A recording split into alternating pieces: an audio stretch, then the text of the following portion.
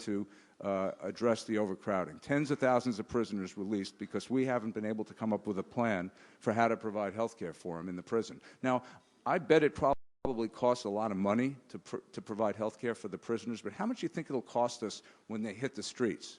Man, maybe there'll be jobs for all those people. The economy is pretty good, so they'll probably be able to. How many of you want to hire? You think you'll be hiring those folks? Okay, not many. So it's these kind of things. You know, basic job of government to be able to address big problems. You know, respond to societal changes, not happening. And the biggest one, and the one that was the most obvious, was, of course, the budget, which not only wasn't passed in August, but took much longer, became the longest in history. As soon as it was finally passed, everybody realized it was full of holes, and before you know it, we had a $42 billion deficit.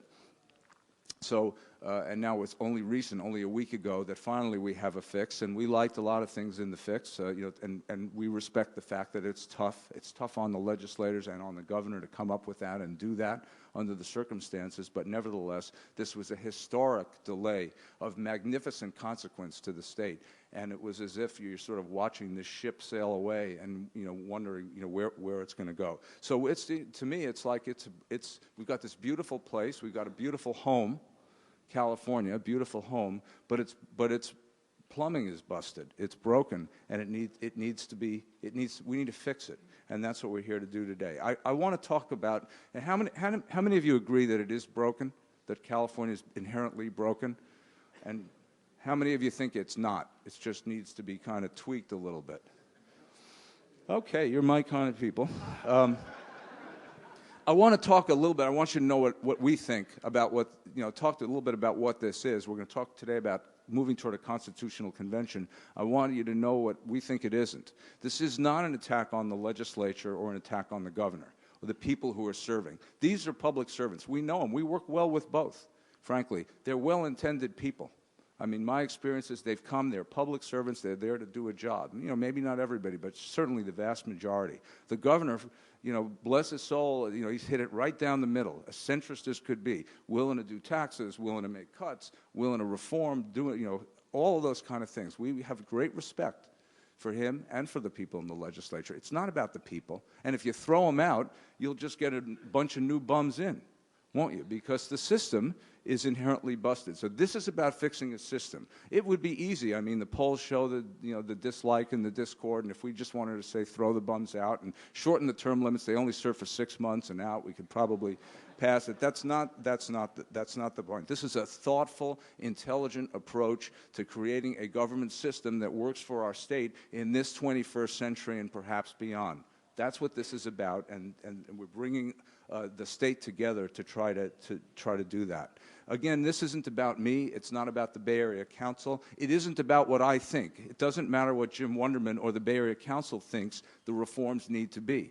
Now, a lot of you may have shown up, and you people are dedicated people. I know who you are, and you have thoughts about the way California ought to be, and the reforms that would be needed to get what you think the way California ought to be. And we all should have tremendous respect for each other's values and for these thoughts.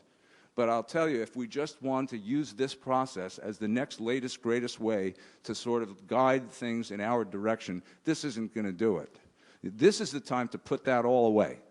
This is the time to say, okay, we are servants of the public. We are servants of the next generation. And we're going to really work together to come up with a system of governance that can work, where decisions can be made by those we elect to make them. A truly useful, democratic process that succeeds. That's what this is about.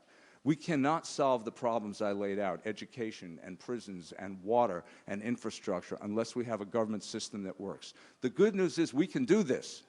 This is not something, it's frustrating, right? And it seems so difficult, but we're not swimming uphill. We just need to kind of look at the goal line here. We need to start moving in this direction. We're better than this.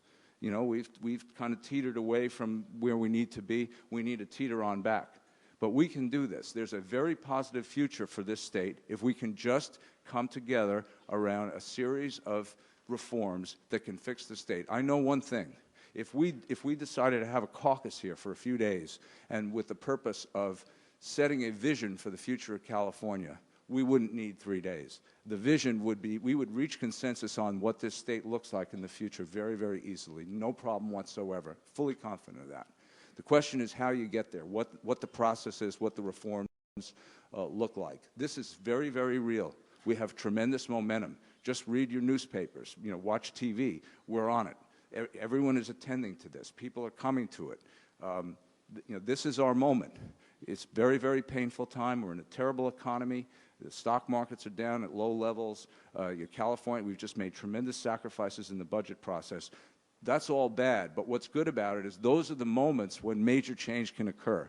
And I implore you, let's work together to create the momentum, the impetus to have the major change so we don't have to look. I've got a kid, she may be somewhere here in the room, is graduating from UC Davis.